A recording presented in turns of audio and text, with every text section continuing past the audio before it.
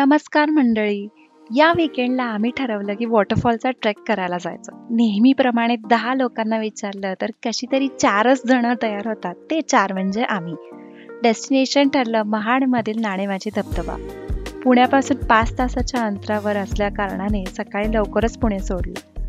तिथे जाण्यासाठी पुण्यावरून 2 मार्ग आहेत. ते म्हणजे वरंधा घाट आणि ताम्हिणी घाट.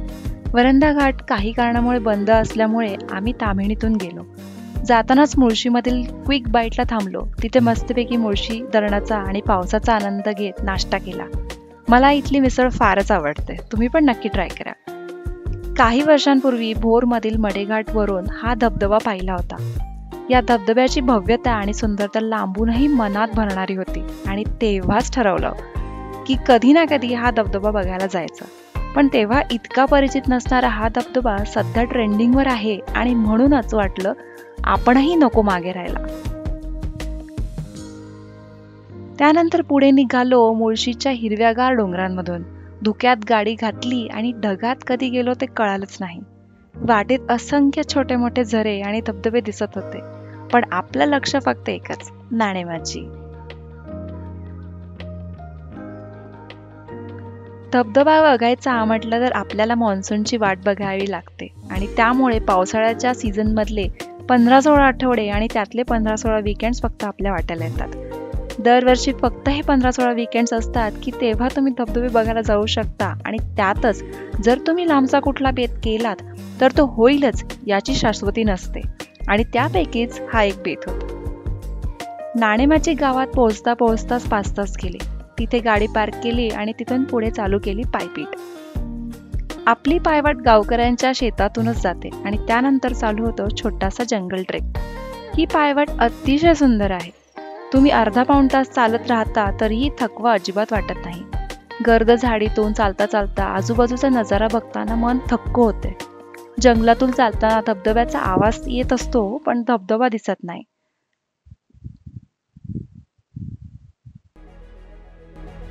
अचानक जंगल संपतं आणि तुम्ही पोहोचता डोंगराच्या कड्यावर. तिथून तुम्हाला दिसतो एक अतिशय सुंदर नजारा, नाणेमाची धबधब्याचा. धबधबा इतका प्रचंड मोठा आहे की तो लांब असूनही जवळ भासतो. डोंगराचं शिखर जेव्हा धुक्यात हरवतं तेव्हा वाटतं जणू काही स्वर्गातूनच हा धबधबा खाली कोसळतोय. हा नजारा याची देही याचा डोळा पाहिला आणि मन तृप्त होऊन गेलं. या स्पॉटवरून तुम्ही धबधबा दुरून पाहू शकता आणि त्याचा आनंदही घेऊ शकता.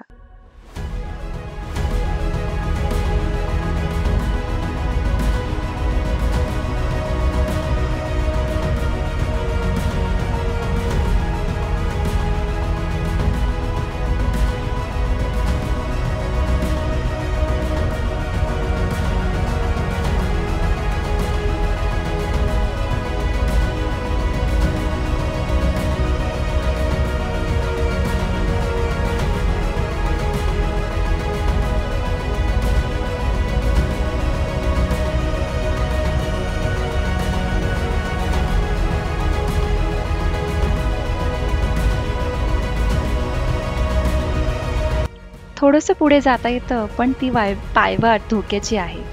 थोडी रिस्क घेतली तर आपण धबधब्याच्या जवळ पोहोचू शकतो. डोंगराच्या कडेकडेने आणि जंगलातून वाट काढत आपण धबधब्याच्या मुख्य प्रवाहात पोहोचतो. पण जरा जपूनच, कारण जर आपण पाण्याच्या प्रवाहासोबत वाहत गेलो तर आपला ठाव ठिकाणाही लागणार नाही हे मात्र नक्की.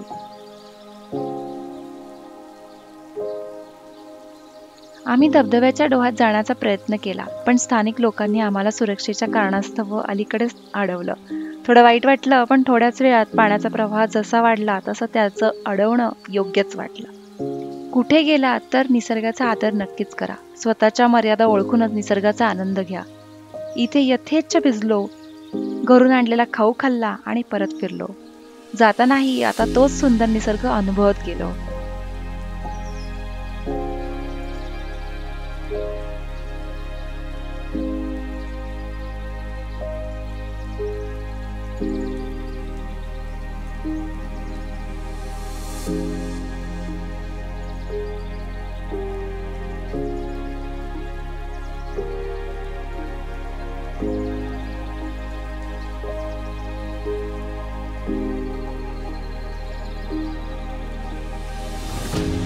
बाजूलाच असलेला सातसडा धबधबा पाहायचं ठरवलं.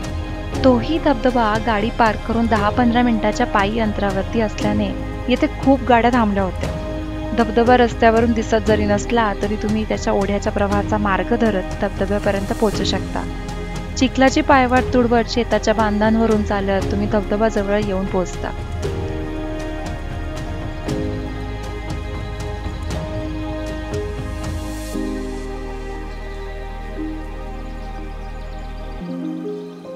हा धबधबा अतिशय अरुंद घळीतून पडत असल्याने एक वेगळाच अनुभव देऊन जातो. हा धबधबा 7 टप्प्यांमध्ये कोसळतो म्हणून त्याला सातसडा असे नाव पडले आहे. धबधब्यात पुढे जावं का नाही हा विचार करत होतो, पण शेवटी इथपर्यंत आलोय तर पूर्ण अनुभव तर घेऊयाच असा विचार करत पाण्यातून वाट काढत पुढे चालत गेलो.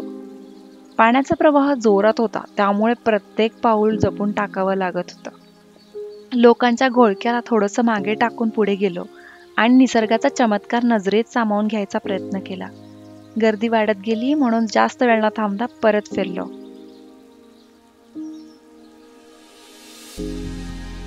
इथूनच जवळ एक शिवकालीन विहीर होती. तीही बघायचं ठरवले आणि पुन्हा गाडी पार्क करून एक 5 मिनिटांची पायपीट करून आम्ही पोहोचलो एका निळाशार पाण्याच्या शिवकालीन विहिरीपाशी. गर्द झाडीमध्ये चौकोनी आकाराची काळ्या चिऱ्यामध्ये बांधलेली शिवकालीन विहीर जुन्या काळाच्या मडेघाटाच्या मार्गामध्ये आहे. विहिरीला खाली उतरण्यासाठी पायऱ्या आहेत, पण आता पावसामुळे विहीर तुडुंब भरलेली होती. या विहिरीची एक खासियत म्हणजे इथलं निळशार पाणी. पाणी इतकं कसं निळ असू शकतं याचा काही केला थांग पत्ता लागत नव्हता. अशा प्रकारे एका दिवसात 3 अफलातून जागा पाहून आम्ही लागलो परतीच्या प्रवासाला. कसा वाटला तुम्हाला आमचा हा ॲडव्हेंचर व्हिडिओ नक्की सांगा. भेटूयात पुढच्या व्हिडिओमध्ये. बाय.